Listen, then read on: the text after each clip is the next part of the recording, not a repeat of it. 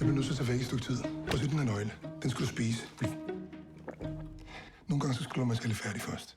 Inde på banegården, der er der en taske. Den taske, den henter du og graver ned i skoven op ved mors hus. Man er godt begravet et andet sted. Ej, det glemte jeg. Han hedder John nu.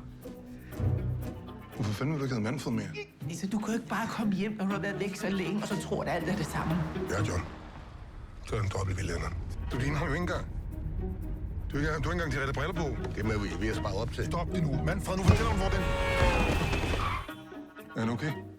Det er kun overfladiske skræk. Men kan jeg så ikke tage ham med hjem? Hvis du sniger 500 mand ned i lommen på mig, så kan du bare tage ham. Dissociativ identitetsforstyrrelse.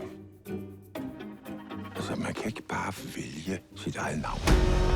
Du forstår slet ikke, hvordan det er der mig. Folk kan virkelig godt lide mig. Fordi du er John.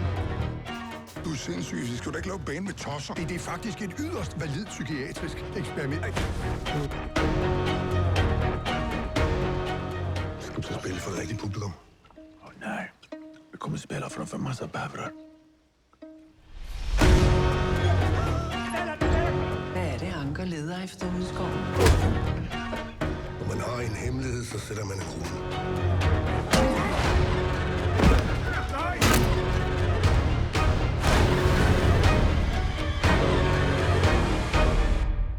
Lotta, svara mig ärligt nu.